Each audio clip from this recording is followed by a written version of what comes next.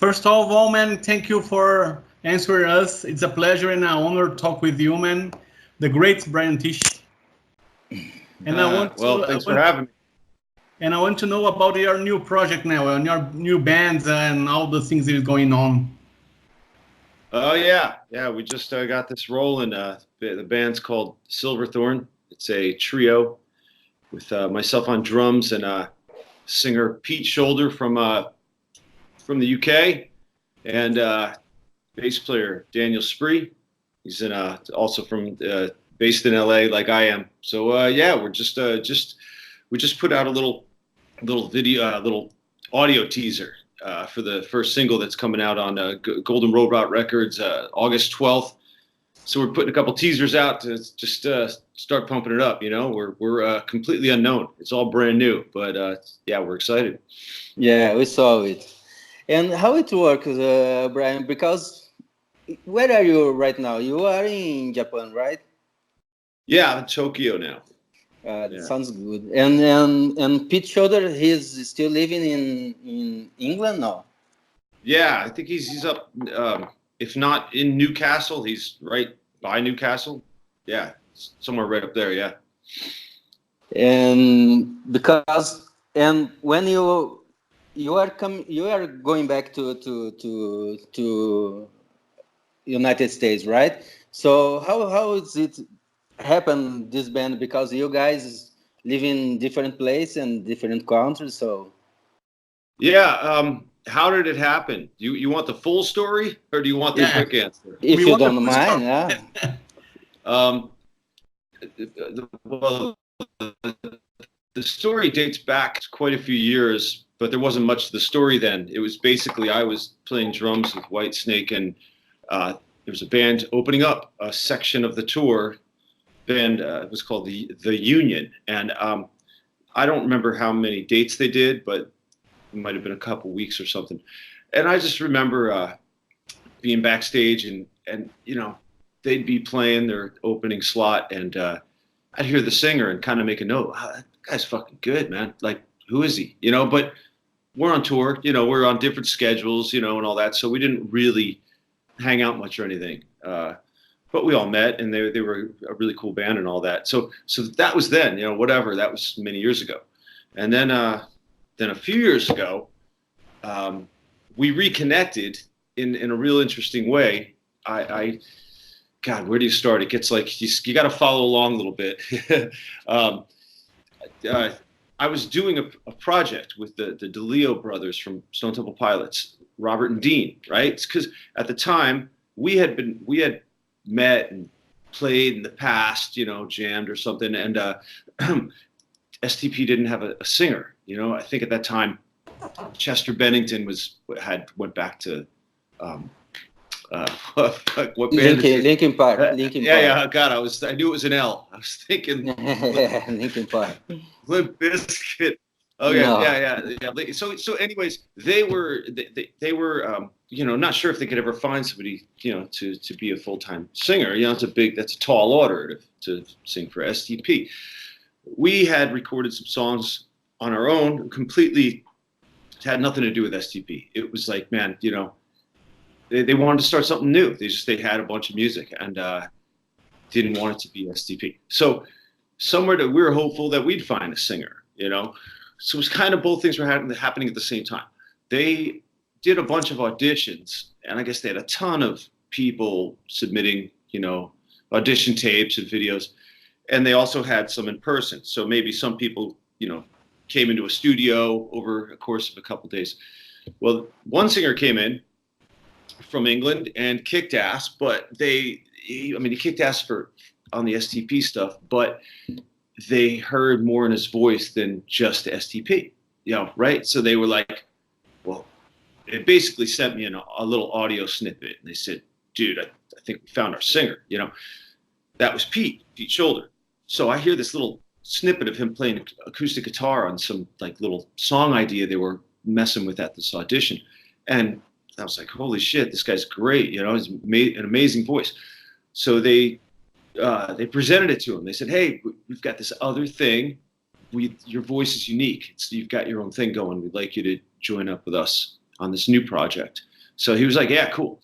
So we started sending him music. He started sending ideas. We all basically said, we got to get together and make a record. We all have to be in the same room and do this, which we did. A few months later, we got together for, I don't know, a month or something and made a record. And that's when I got to know Pete. But I really knew him as a singer, right? Like, even though we're together all the time, the music was there. Basically, we had recorded stuff. We were recording more stuff. Pete was there. I heard him play acoustic guitar. He was great, but I didn't know the big picture.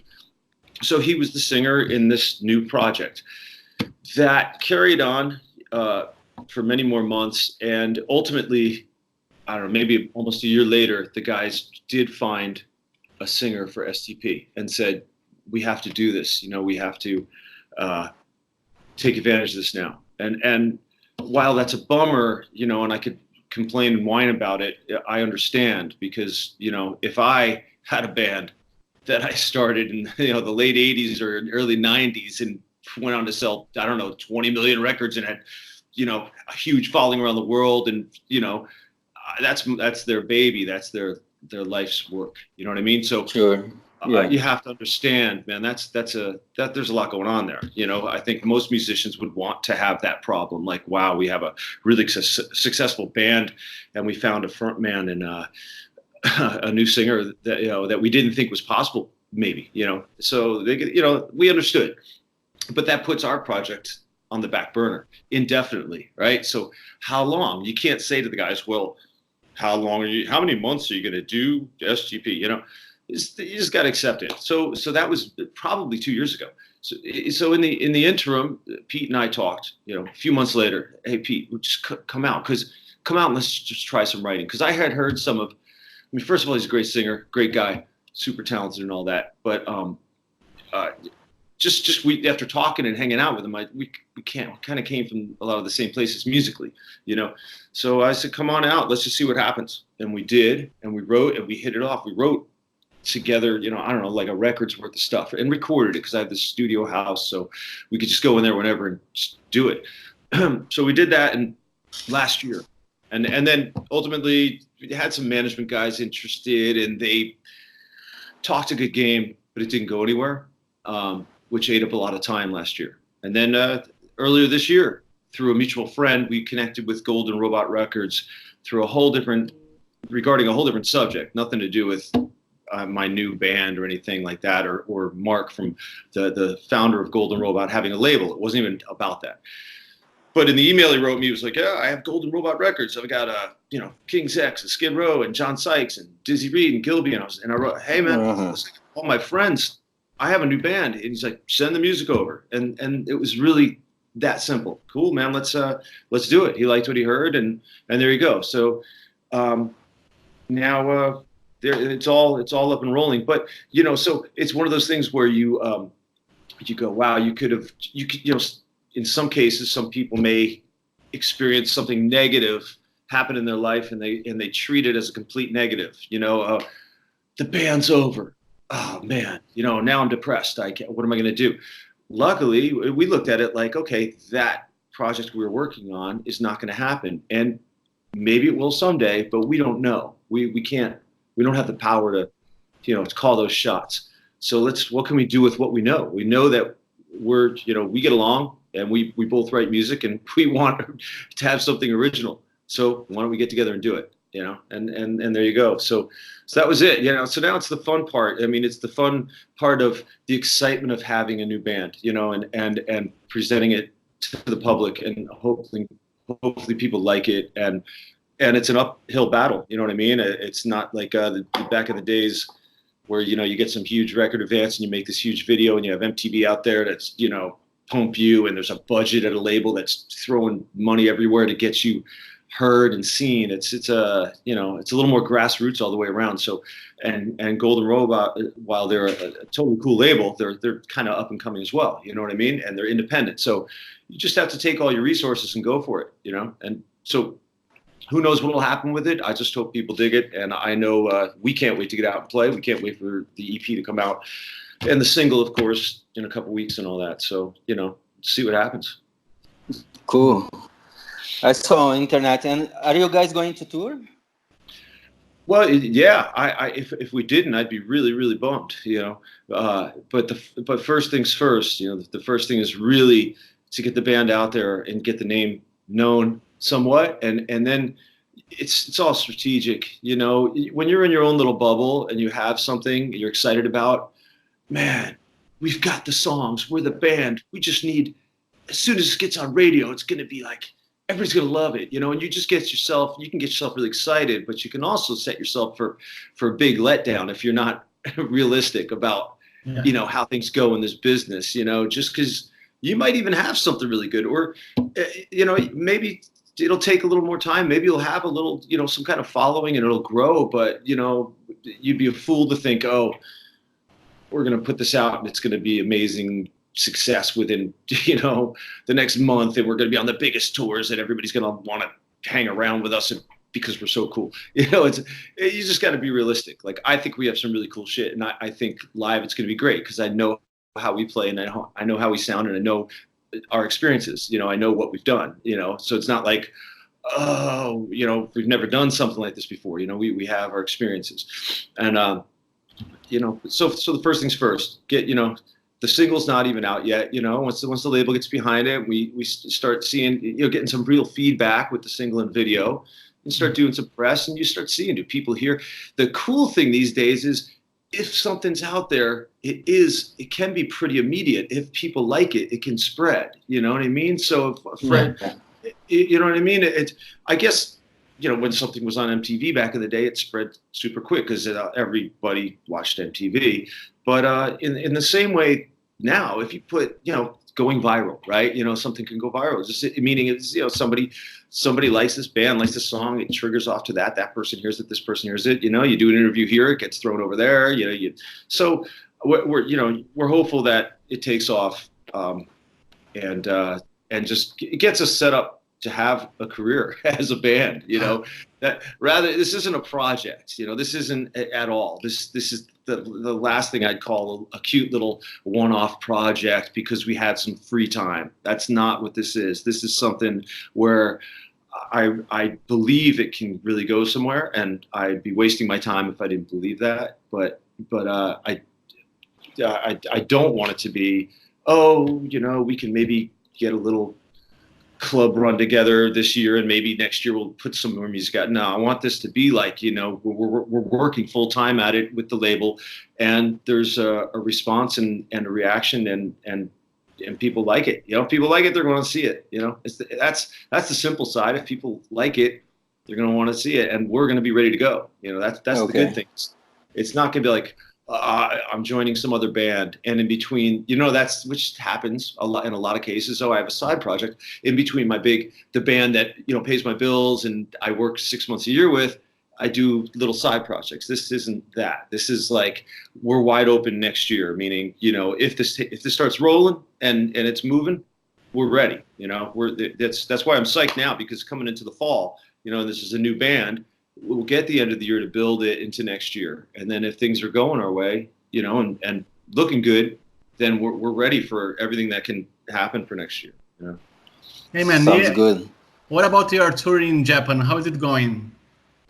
It's totally cool. It's a whole different world here.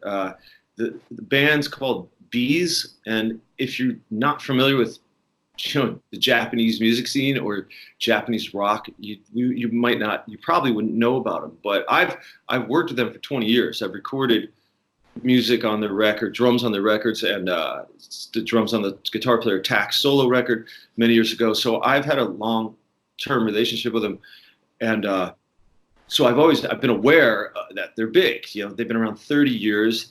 Last year was their 30th anniversary tour, and they literally play the stadiums here. Like they'll play 60, 80,000 people. So they're like stupid big, They're the biggest rock band here. So when they asked me last year if I was available, I said yes, of course. And but I didn't. I knew what I was getting into, meaning like I was familiar with the music. I knew the guys. So it wasn't like I was entering this band in Japan where everything was foreign. I was already friends with management. it's mainly the Koshi and Tak, the singer and guitar players, their band that they started together alone back in like 1989 or something, 88 or something. So, I came into a somewhat familiar project, you know what I mean? And then on the other side of it, as long as you do your homework, you come in prepared, man. You can't ask for a nicer bunch of people to work for. The Japanese culture is what it is. The people are just, they take pride in what they do. They're kind, they're considerate, and they're respectful, and they're organized, right? So like, if everybody's that way, there's really not going to be any problems, because there's nobody with attitude. There's nobody that has an ego. There's nobody that is slacking in their job and somebody else has to like take up that slack. Everybody does their jobs. Everybody's proud in what they do. I even asked them, I was like, after being around for a little bit, I'm like, has anybody been fired from bees? You're like, I can't see it, because the way it's run, everybody's together and does their thing and there's no problems. Like, everybody just knows their position. And they're like, no, nobody's ever been fired. It's only if somebody wants to leave, they choose a different path, or they, whatever reason. But no, I was like, yeah, I can't even see it, which is rare anywhere else in the world. Yeah. You know what I mean? Just rare. So yes, and man, they're a great band. It's a big rock show, arenas all over Japan, and if you don't know much about a Japanese audience, that's a whole other world here too. You literally, we'll finish a song, they clap. 5 seconds later, complete silence. Yeah. Where if Koshi, and when you first come here and experience that, you're like, what's going on? Something's wrong, right? Like, we suck. People aren't excited. No, they buy their ticket and they watch it and they experience it all, and they react when they're asked to react and show respect. But outside of that, they're watching and listening, and it's all intense, So the singer, Koshi, might do, in between songs, a 3-minute spoken bit, and it's in Japanese, so I can't even tell you really what he's saying. I know a little bit, but they're silent the whole time. Like if I dropped a drumstick on the stage, I'd be like, oh shit, I just ruined the whole moment. You know what I mean? That's how quiet it is. So it's a different type of, in that respect, it's a different show. But yeah, it's great, man. They treat you right, and man, it's real simple. Just show up on time, be prepared, and don't complain, and everything's fine. Are you missing home, man? Yeah. Well, it's 4 months here. So the first thing was like, I've never been gone nonstop for 4 months, ever. Like, maybe the longest. Yeah, maybe 2 months. Like, maybe we did 2 months somewhere and even had a couple days home and then went back out for a month or something, but never nonstop. So I was kind of like tripping on that. Like, how am I going to feel halfway through this tour? Am I gonna start to lose my mind? But it moves fast, and it's a nice balance, because it is an arena tour. So it's not like we're doing 6 nights a week. We'll fly to a city or take a bullet train, do a couple shows, come home, have a travel day, couple days off, do the same thing again, maybe have 3 days off, and so it's a nice balance. So when I get back, we always come back to our these apartments we have. So it's not like I'm going to a different hotel every time and checking back in. I go back into my place. This is my place. And so on my off days, it's like, and thank God for, like FaceTime and stuff like that, to keep in touch with your family. Yeah. And because back in the day, you'd be on these expensive phone calls around the world, like ridiculous. And it's just, or you accidentally use the hotel phone and you're making a long distance call direct to home. It's like $4 a minute. So yeah, that definitely helped much with, back and forth. It's great. And but yeah, I totally miss it. Of course I miss being home, but it's the good thing is I had many months to prepare mentally, knowing I'm not going to be there. You know what I mean? So it wasn't like, oh, by the way, you're not going home and there's another 2 months booked. It's not some surprise like that. Yeah. So yeah, but it's all cool, man. And like I said, I bought a mountain bike, so I could bike everywhere, and I like my time alone on my days off. So I'm fine. I don't need to like hang out with people, like, because it happens to be a day off. I don't. you know, sit around in bars and stuff. I mean, I got my guitar and a little practice amp. I got my mountain bike. I got my computer. You know what I mean? I got my privacy. Yeah. Sounds good. Yeah. And when it ends, so you are going straight to get focused on Silverthorne? I'm sorry, you broke up a little bit. You said when the tour ends in Japan, yeah. So you are going straight to Silverthorne, right? Yeah, I'll go home and that's the plan. The plan is that I think I'm home like September 11th, 12th, and I don't have anything booked. I have a couple Las Vegas cover gigs with my Zeppelin tribute band, Moby Dicks. But outside of that, that's just a lot of fun to go do. But no, I'm home, and the plan is, man, hopefully we'll have some nice feedback from the single being out and getting some press going for the band and creating a following. And I won't know until I'm home to know what, you know, where we're at. But yeah, then the plan is for Pete to come back out and us three to get together, and you know. And it's just so much now is about, you know, interaction with fans and social media. And I mean, it's really important. I know you can overblow it. You know, you can just like do way too much or too many idiotic things just that don't do any good, you know. But if we're strategically trying to be smart about this being brand new and taking advantage of it. You know, we don't expect miracles. I don't expect, you know, the whole rock world to say, oh my God, the second coming of the coolest rock and roll is here. But but we're going to work towards getting respect and getting people to dig the band, you know. So we'll, you know, we might do some more recording. You know, we probably have some showcases to do. That's all kind of ties into your question about touring. The touring stuff, we're not going to sit here and go, as soon as I get home, we got to book a tour. That's kind of not really smart. It's smart to, you know, get proper management, get an agent for the U.S., agent for, you know, Europe, you know, agents, wherever markets, you know, wherever they're based in, and start securing that stuff. And that's what helps securing that stuff, is having a single and a video out, you know, and not just having talk, you know, hey, we're a new band signed to this label. You know, you want to take it's got to be a little more than that. You got to show some interest, and you got to show some product. You know, what do you got? You know, you got a video, you have a single, or, you know, let's talk. So we got to start setting that stuff up, and you can then see the response and the feedback from all this, and then determine, okay, what can we do? And we're also hoping with, you know, of course, with connections somewhere in there might be some bands we have relationships with where we can tour. All that, a band like you, man, you know, hey man, we want to give you an opportunity. Come out and open up. You know, it's there's a lot of unknown factors. It's just we know what we have to do, and all we could do is just keep people engaged and get the music out there, and the label does their thing. You know. I got a question for you. Yeah. It's a curiosity of drummer. When you're gonna do a solo, you have something on your mind prepared, or you doing improvisation? I usually have a couple little ideas, and I'm always get pissed off at myself, because it's like, this is the sad truth. It's like, I have enough time to figure out cool shit that I can do comfortably in a drum solo and make it work.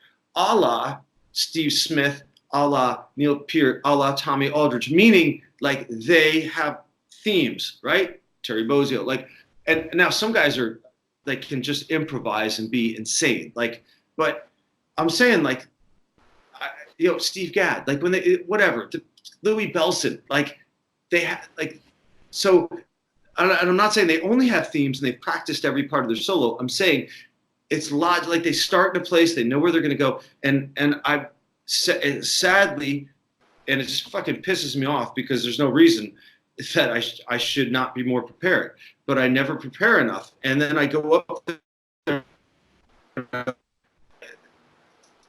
I don't know what it is. I think it's like the last time I prepared, maybe it might think I was trying to prepare, but it never got it like where I wanted it. It was like, okay, you know, I'll just start off with some bass drum shuffle stuff and make a lot of noise with that, and then go into this and that. But I was never like psyched about it. It just seemed good for the rock show, you know. And then I don't know. I should, and I do a little bit, but I should do it a lot more. I should prepare a lot more.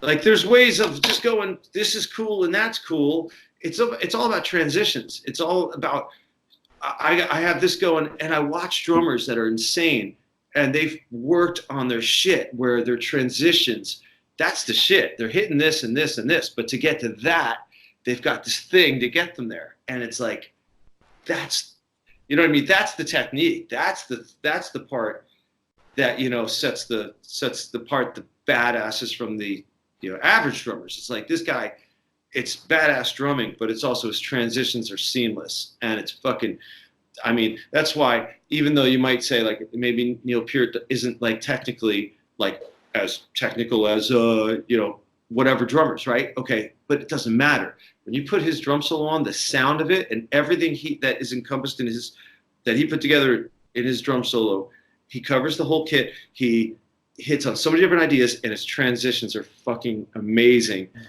And it's entertaining even to a non-drummer because of the sound sources, and because he uses them tastefully. He hits on rhythms that people like, but he also hits on some crazy shit that's just off the wall. He has the off the wall random section. Like, I absolutely love it. It's like his drum solo on Exit Stage Left is still, to me, the best drum solo ever, like ever, because it might not be as technical as Simon Phillips or Terry Bozzio or Weckl or Dennis Chambers or Steve Gadd or whatever, but what he's getting across is fucking exciting. His drums sound phenomenal, and he executes every idea flawlessly. So it's all just like so focused. But when you first hear it, it sounds like this is a madman playing drums. It doesn't, like, you're not thinking he thought this out. You're thinking this is a drummer going for a drum solo.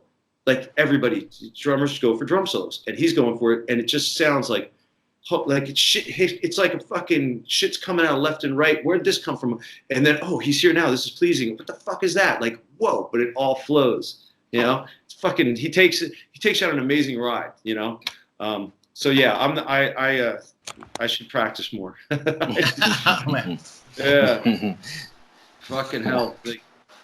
Like I got a little drum solo in the Bees show, and it started out short, and I didn't want to push it. Nobody gave me a time limit. Like, you know, and I was like, well, but maybe they wanted to see how it went, you know? And I'm like, well, if you want, I could do 10 minutes if you want, you know, like I could figure this, I could, you know, fine, but I know it's not going to be long, so I have to get something in quick. So I want to be quick and impressive, which means speed and thunder, right? Yeah. And then some tricks, you know, and trying, but I haven't got my transitions that great yet. Like I got to go from A to B to C to D. I got like less than 2 minutes.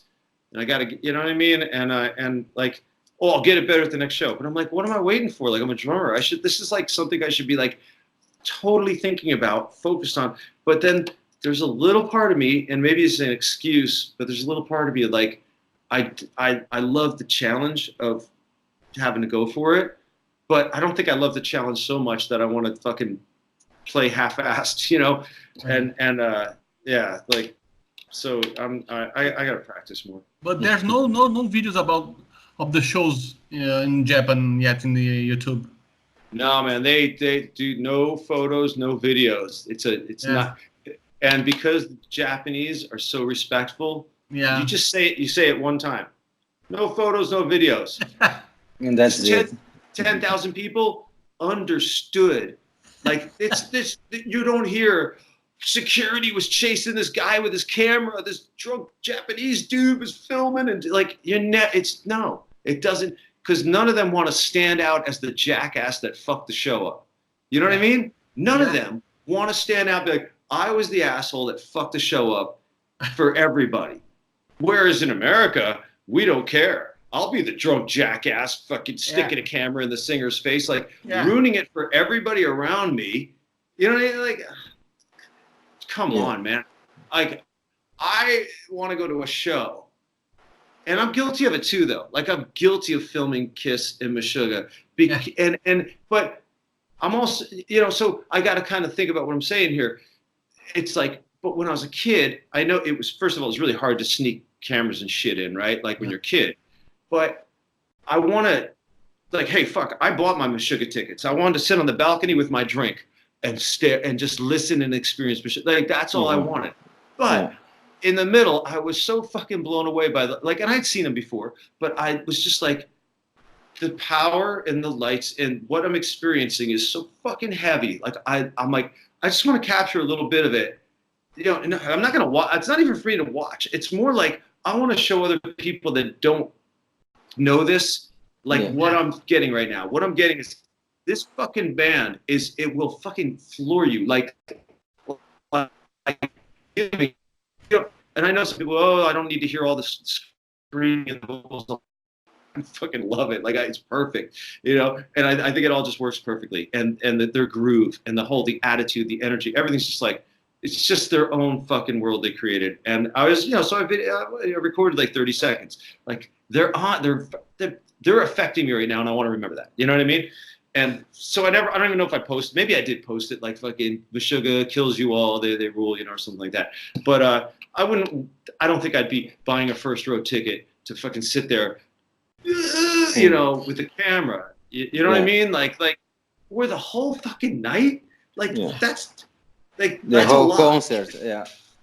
Like, even one song, like, that's a long time to sit there for 5 minutes and be like, you know, Steven Tyler singing fucking Dream On. And I'm like, after 5 minutes, I'm like, okay, I need a break. You know what I mean? But some people just sit there and, you know, man, I'm glad that wasn't something that was going on when I was a kid and I saw Kiss and Van Halen and Rush and Aerosmith, because fucking, there was nothing like an arena concert in like the 80s, late 70s, 80s. I mean, I was too young for the 70s, which was the shit. That's the shit. Nugent, Skinner, and Sabbath, and fucking, come on, man. Like, that was a new world then. Like, that wasn't like normal yet. That was like a new experience. Or hard rock metal, like, that new. Like late 60s, you know what I mean? Like, it took like Hendrix and Cream and the Doors and all that to start it. You know what I mean? I know the Beatles, and I know there was a lot of stuff going on, but I'm talking a rock and roll fucking concert, a Queen concert, an Aerosmith concert, you know, The Who, where you're going to go into an arena and you're going to walk in, frisbees are flying around and people are like, that whole vibe, but nobody's got cameras and nobody's got phones, and everybody's going to sit there in this zone that you cannot be in unless you got a ticket, and you're never going to get it again, because once we're done, it's history. You know what I mean? I love that. I fucking love that. Seeing Van Halen do the Diver Down tour, oh my God, it was just we never shut up. Like, the whole audience just was like for 2 hours, it was like, fuck yeah, every song. David, they're like, all right, we're gonna do a little atomic punk or whatever the fuck, and you're like, fuck yeah, and then Eddie does the riff, and you're like, yeah, and then the band kicks in, you're like, like, then you go see Rush, and you're just like every, you know, but I loved it, you know. So I you know, it's not often. I don't even go see many shows now, you know, but because, you know, whatever, but I want to go see Meshuggah every time I can, and you know, stuff like that. But yeah, man, it's live shows, man. That's what it should be. We went to Hellfest this year, and Kiss was the headline. Who? Kiss. Kiss. Oh, Kiss. Yeah. I'm sorry. That's such an obvious word. I should have read. I for some reason thought you almost said Caius, like Kiss. But anyways, Kiss. Last song of the show was Rock and Roll All Night, and the first time that I saw Kiss in Brazil, they didn't play Rock and Roll All Night, and it was my dream to see them play live. Oh yeah. And I have to record, man. I have to record a little bit of song, but I have to record. I guess, you know what, there's a big difference between like recording a little bit, like whatever, a minute, compared to like being somewhere in the first bunch of rows with fucking cameras the whole time. That's yeah, for sure, man, for sure. If I want to record, don't you want to sit in a seat somewhere and chill out and record? Like, if you're in the front, don't you want to be a part? Like, I really don't want to be in the front. Like, I watched Rage Against the Machine in like 2000 at the LA Forum, man, and I sat in a seat like, you know, the first section up, like middle. It was almost like the same place I saw Rush from. It was fucking great angle, like right on the first tier, you know.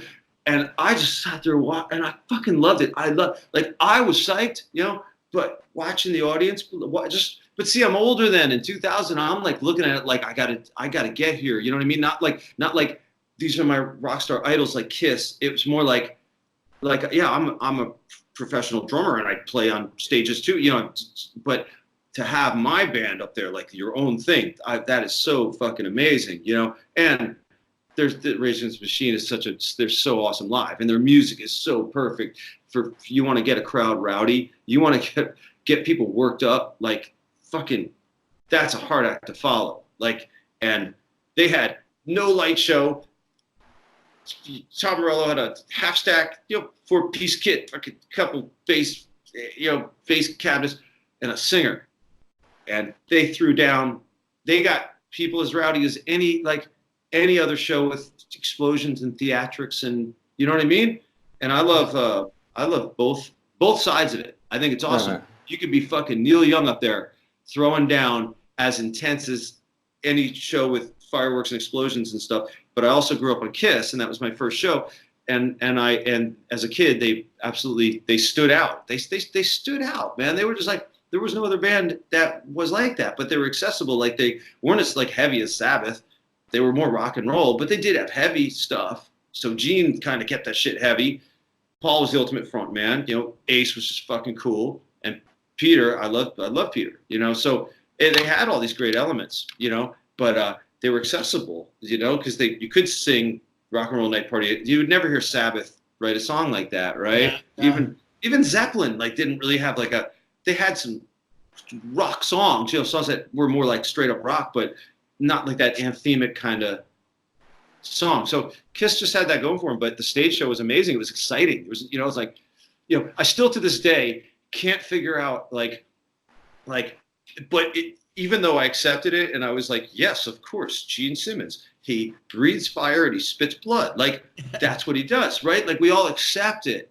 But when you think about, like, but why? Like, what's like, because the other guy, it's like if you were a band of monsters, like you're all scary monsters on stage and you all spit blood because you're monsters, right? Like, this guy's like, he's breathing fire, he's stabbing some chick and he's spitting blood and he's beating somebody over the head with a hammer. Like, you're the monsters, right?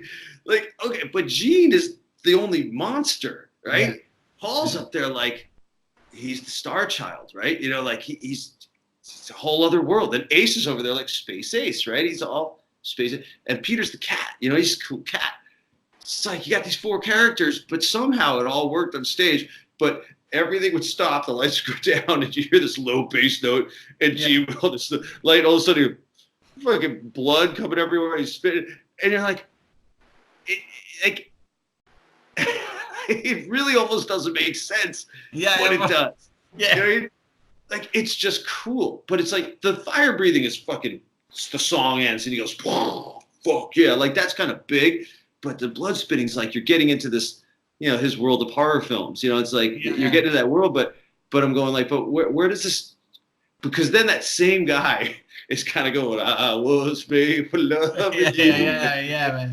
You know what I mean? Like, and he, like, I don't even know how on YouTube. I just saw that. I don't think I ever watched it in my life, and I haven't listened to the record since it came out. Kiss Unmasked, right? Like, and there's that Shandy song, Shandy, and I didn't like it was just getting too poppy for me, like, right? Because like when I was a kid, but I bought Unmasked, and I was like. I wanted to like it because it was after Dynasty, right? So it was like Dynasty, Unmasked, Elder, right? And I'm cool with the Elder. I liked it, you know. Then Creatures and shit, which was really cool. But like Unmasked, like Shandy, I was like, I'm trying to play to this record as a kid. For shit, and it was like, but Shandy was it was such a short song. That's a fucking really good song. But Shandy's probably a good song, but my point is somehow that video fucking came on YouTube, Shandy. I clicked I'm like, once again, I'm like perplexed because I'm watching, like, Gene's got to be Gene Simmons, but the song's Shandy, and it's like, Shandy. Yeah. It's fucking ultra, and he's still got to be the, like, he's going to, like, he might spit blood the next song. You know what I mean? We might finish Shandy, and the lights go down, he spits blood, which is like, it's almost like, imagine, like, Whitney Houston's up there, and then it's like the guitar player comes out after, and he spits blood. Then she goes into another hit. You know? Yeah, it's fucking funny. Yeah. Anyways, but man, I grew up on him, and I love him. That's why I got a fucking right here. That's why I got it. Yeah. That's nice. And you had the opportunity to open the Kiss concerts, right? Yeah. With Dead Daisies, we did quite a bit. Which we did 3 Kiss cruises and a whole bunch of shows, in Australia, in the States, and that was probably the highlight for me. Yeah. Because those are my childhood heroes. So like, yeah, for sure. You know, I mean, I'm friends with Eric Singer for a long time, you know, and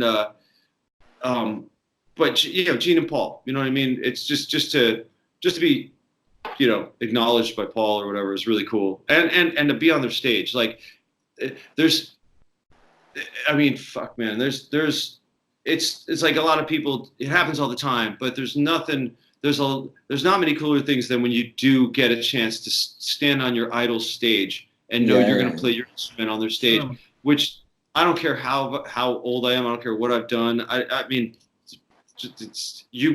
these guys, you know, these guys started me off. Like my drum teacher was Peter Criss when I was a kid. That's how I learned rock drums first. Like first was incessantly playing to Kiss records, you know, and they're my first band, my first concert. So the first record was rock and roll. That's why I got the tattoo. It was the first record I bought with my own money. It was Rock and Roll Over. And it's a good one. That's fucking great. It's killer. But you know, to go on their stage and stand there and go like these guys created this thing back in, you know, 73 and developed it to be this massive juggernaut of rock success for 40 whatever years it is now. And and they were a huge part of my life. You know, this is huge. This is like every Sunday going to the magazine store and buying whatever magazine had Kiss in it. Like that was for us. It's the same. For us, it's the same for me. The same. Yeah. Because my first record was Creature of the Night. I was 12 years old. Right. Well, yeah. So you got it. I was maybe 14 then, or 13, but my first was Rock and Roll Over 76. Even though I had heard Destroyer from my friends, you know, so people out there are like that aren't into Kiss are going to be like, dude, we don't care, you know, listen to us. They're not going to be wanting to hear about all this Kiss talk. It was huge. It was huge to me, and so just to go on their stage and, you know, fuck, my drums are on Paul Stanley's stage, Gene Simmons' stage. You know, this is Kiss's world. This is their world. You know what I mean? Like they created this. Nobody helped them. Like you know what I'm saying? And they sustained it. That could be really difficult to get through the 80s and 90s as Kiss. Like, and fucking A, they did it. You know, whether you like it or not, it's all, you got to give them tons of respect. And it was just like being 23. Opening up for Rush with Vinnie Moore. You know, Vinnie plays in UFO, and we toured. I was for a year together as Vinnie's band. Myself and Vinnie and JD, the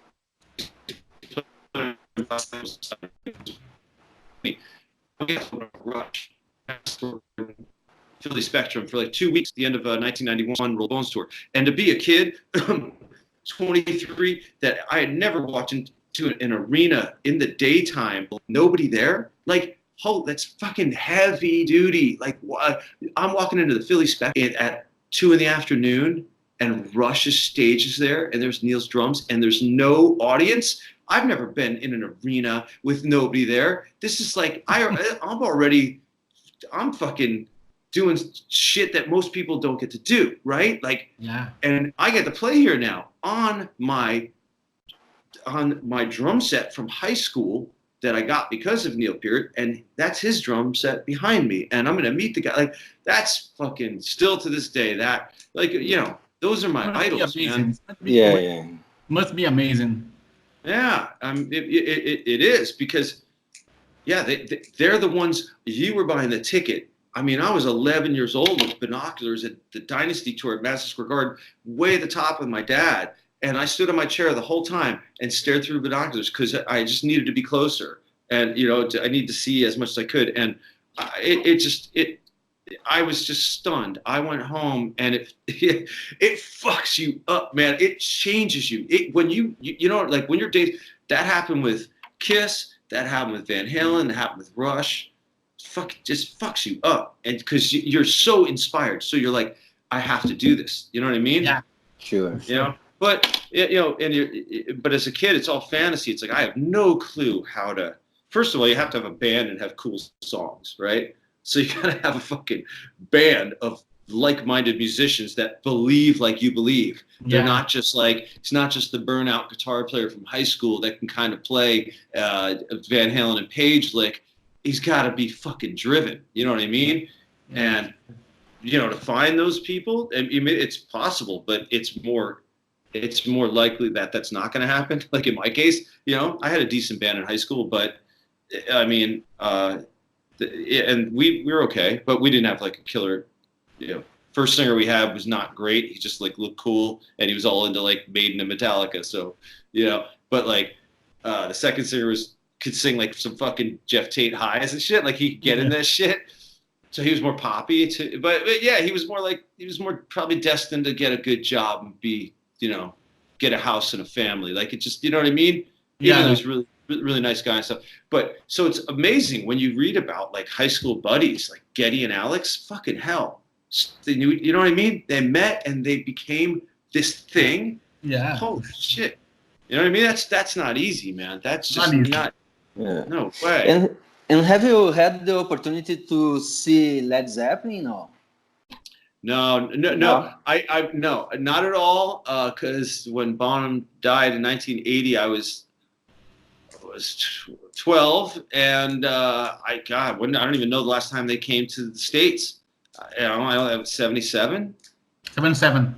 Yeah. Madison Square Garden show is 77. Yeah. Yeah. So, I think so. No. But I wasn't even into like really knowing about Zeppelin that young yet. Like, it wasn't. They hadn't kicked my ass just yet. You know, it was really Kiss for a couple of years first.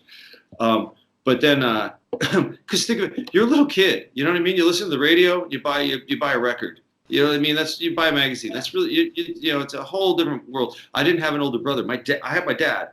My dad was all Beatles, Eagles, Neil Young, you know, Beach Boys, Buddy Holly, you know, like old school stuff, which I'm glad, like he would crank America. You know what I mean? Like, really great stuff, but not Kiss, Zeppelin, Aerosmith. You know, yeah, but because when you saw Kiss at that time, it was, you were too young also, no? Because you said your first concert was Kiss in Dynasty era, no? Yeah. So I was 11. But my dad got me tickets for my birthday because I was so into Kiss. So I was in 6th grade. So I got into Kiss in 4th grade. So 4th, 5th, it was Kiss, Kiss, Kiss. Maybe I had a Foreigner record. Maybe I had an AC/DC 8-track. You know, maybe like a little bit. Maybe I had Boston's record. You know, like, but dude, I'm not buying records every week. I have no money. I'm a little kid. You know what I mean? I'm like, come on. You know, so if I get $5 or $6, I don't even know how I got $5 or $6, or it was Christmas time, so I got a record. Well, am I going to buy another Kiss record? Because they're the best. But this Boston song's on the fucking radio, More Than a Feeling. I need that record. Yeah, we were like that. You have to pick and choose which records you're getting. You might not get another record for, like, at least in my case, I might not get another record for a month, 2 months, 3 months. Okay, my birthday's in August. Christmas is December.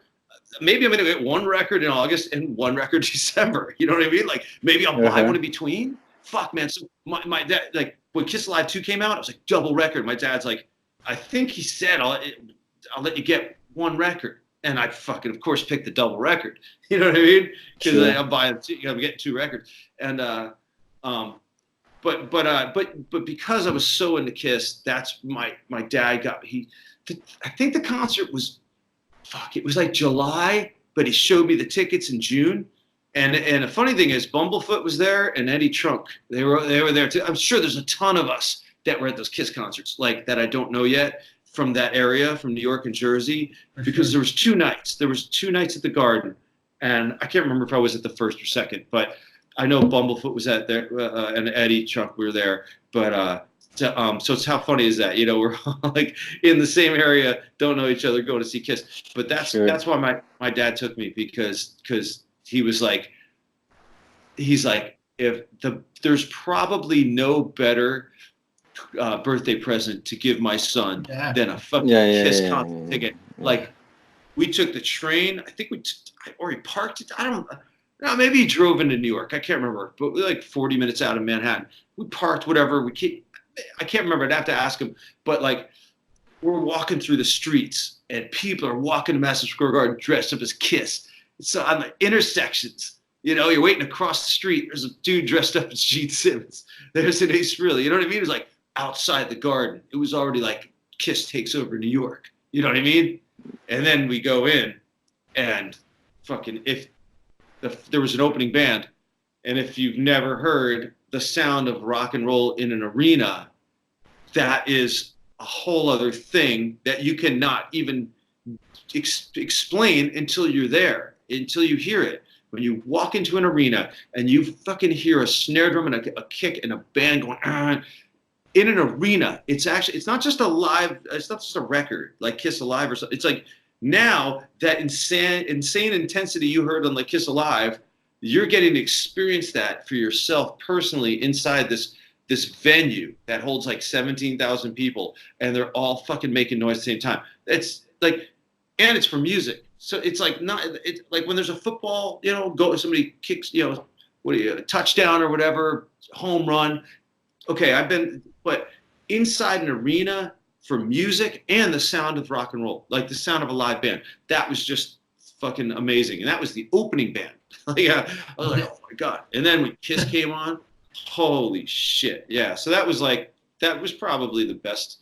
That was probably the best birthday present I ever got. Yeah, for sure. Yeah. That's for sure, man. For a kid at that time, Kiss, they were amazing. Yeah. It was a kind of magic around, and you didn't know how they looked like and everything. So they created something for kids. That were amazing, man. We live at that, so we know what are you talking about. Because I know that when they came down, South America loves Kiss. I know that they're really big down there, but they didn't come down there in the 70s, right? They never. No, the first time it was 83. 83 with Vinnie Vincent and Eric Carr. See, that's cool. But see, it's weird. It's like Kiss and like Aerosmith and stuff. They were so, and like Nugent, they were in the States and they worked the US so much, right? Like where maybe so many other bands, like bands from the UK or Europe, like would go to Europe and tour and kick ass, you know, but it took Kiss a lot of years to get down to South America. And you guys didn't get to see them in their prime, you know, like with Ace and Peter. You know, you saw Vinnie Vincent. That means you saw Eric Carr, right? The first time that Kiss went was with them. I didn't have the opportunity to see this concert because we saw the next time, and it was without mask and everything, so it was another thing. But the first part of the first lineup we couldn't see live. Yeah, that was the one. Like you can't top it. You know, as good as other lineups might be and stuff. It's just like those images of those 4 guys and it was just because it's the first. So when you got a chance on TV or you know to see, because there would be a little commercial on TV or something, and you got to see Peter Criss actually playing with his drums around him and the lights. It was like, and you got to see him move. It wasn't just a picture. It was like that was already special. seeing Ace Frehley move instead of like, I mean, I saw the Paul Lynde Halloween special when it happened on TV. Like my parents, I was, you know, I think one of them they woke me up for. It might have been that one, or and then there was there was another the Phantom of the Park movie. I saw, you know, I was like saw that. So all those things were like you got to see these things that from Kiss that you never have seen before because you're only getting magazines and you know records and posters and. Just you see, you know, everything's posed, like they're always in the pose, but to see them moving, and so to actually see that, man, like on HBO, they had Kiss from Budokan. Remember this Kiss concert from Budokan? Yeah. Fucking wasn't it Rock and Roll Over tour? It was not Love Gun yet. It was Rock and Roll Over tour. Rock and Roll Over. And man, that was that like that when that I don't even. That came on HBO. That was like, because HBO, you can only watch it like, it's only on for 1 month, right? And only certain times, right? And I remember seeing that and just being blown away, like to see an actual Kiss concert, you know. But yeah, man, that was like the biggest thing to me as a kid. That was the biggest, you know. And you know, of course, soon after, many bands came. But when you're fourth grade, what is that? 7 years old, 8 years old, whatever fourth grade is. For 6, 9. No, it's like 9. I think in fourth grade. You're like, still, when you're that young, like I have 2 daughters they're almost 17. The twin girls. Like when I have to look at them when they were like 9, and like looking at them at 9, going, when I was 9.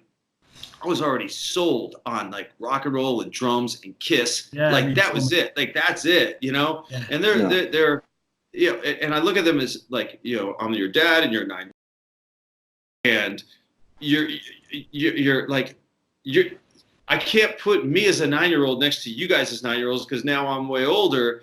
But like I was so hardcore, you know. Any questions? No, that's it. I would like to thank you so much. Yeah, thank you so much. It was a pleasure for us. A pleasure and an honor. And an honor to talk to you, man. And I thank you guys. I appreciate it. And we are excited to listen to your new band, the Silverthorne. So yeah, man. Thanks for bringing that up first, and I really am excited about it. I really would love nothing more than to see that be given a fair shot. You know, like just some people get a lot of money put behind them, and that can help a lot. You know, you got money behind you, it can go far. If you don't, you just got to fucking work hard and believe that you have something people may be interested in. So I hope it happens because I'd love to be out there next year. For real, touring and getting a shot to play in front of large groups of people and see if they like it. But I know what we're gonna do. I can't wait to get the chance to prove it, you know. And it's gonna be fucking, it's gonna be loud and heavy. And we love our loud guitars and our riffs. We got some melody, and Pete's an amazing singer. And it's a trio, man. It's gonna be that kind of vibe, you know. Whatever trios represent a little bit of their own thing, you know. It comes across differently, and. But I'm psyched, you know. So hey, anybody listening, go. You know, all you got to at this point. What do? Go to all the social media and you know, or in Silverthorne, whatever it is, .com, and you know, headquarters, Silverthorne band, you know, wherever. It's all there, and you know, go check out our little teaser of our first single. The first single, "Tear the Sky Wide Open," with the amazing Pete Shoulder on guitar and vocals, and Daniel Spree on bass, and yours truly. You know, trying to do a bad version of John Bonham again. And we hope we can see you playing in Brazil or here in Spain. In Spain. And yeah, no, totally, dude. I mean, if that's what I'm saying. If we can, we will. And the great thing about us is we're ready to get in the trenches. You're a new band, don't expect much. I don't care that I toured like this with this band or I was associated with that band that is successful. When you're a new band, you get in the trenches and you do what you got to do to make it happen, and nobody gives a fuck about the behind the scenes shit. They want the show and they want it delivered with power, and you got to give your 100%. Nobody cares. I'm tired. My hotel sucks. the flight sucked. Like fucking. So then go home, and sit in the studio and stop complaining. You won't hear that. I want a chance. It's a no-brainer. If you give me a chance, it's a no-brainer. I'll make it happen. You know, giving a chance means like you have connections to get on festivals, get on tours, and get seen. You know what I mean? Yeah. You know, and you know, if everybody writes back and goes, yeah, we give you a chance, but your fucking songs suck. Well then, okay, then we'll go home. You know what I mean? Man, and I need to tell you, you are a really nice guy, man. Thank you so much for this. Well, we did the interview. You know, I wrote you because you asked good questions, and then I think you said Rudy Sarzo did a Skype with you. Yes. Right. Yeah, yes, right. And you said it went well. I'm like, fuck it, man. Like, let's do it because I haven't done one in a while. And when you asked me, it was kind of like, okay, cool, because you're the first interview I'm doing that has any talk about Silverthorne. You know, so it was just kind of good timing, and I was like, yeah, you know, we'll talk about whatever, because I know you've said very many nice things about me, which I appreciate, and I know you kind of know enough about me to ask a bunch of questions that will be pertinent, you know, I guess, and I didn't care what you asked, you know, I guess it's easy. If you ask me some shit I don't want to talk about, I can still answer without really answering. I still give you like this like a roundabout answer that kind of. I say some bullshit in 5 seconds, but if there's something I really want to talk about and you hit me, or I could even take a question of yours and turn it into something else and answer a whole bunch of other shit, you know. But yeah, I knew it would be cool, and I knew it's an off day. It's still, well, now it's the afternoon here, but I knew by the time I wake up and, you know, get my shit together and we do this, and, you know, it's kind of a good time for me to have a little bit of time to do this. Yeah. Yeah, man. And if you don't mind, Brian, just to send a message for Brazilian people, for the audience, I don't know if you mind to do this. No. Hey, anybody out there who's hanging out in Brazil and lives there, thanks for watching, thanks for listening, and I hope I get down there to play again, because you guys are crazy. You're the craziest audience I've ever played in front of. It's awesome. Yeah, it's great. You're passionate about what, and you want to let loose. You want to go to see your rock show, and you want to let loose, which I know all about. I think we all do, but you don't care how loose you let you loose. You know what I mean? Yeah. It's great. That's what you're doing. You pay your money to go to see a band, and you want to have a good time. Just be nice to everybody around you. Don't be a jackass. Just be cool there. Be respectful, but fucking go crazy. You know what I mean? And create some memories, you know. So I hope I get to come down there and play for y'all. Thank you, Thank you so much again, Brian. Yeah. It was a great pleasure, man. And Brian, I will send an email for the drum classes. Okay, sure, yeah. All right, guys. Good talking to you. Thank you so much. Bye-bye. Okay, bye.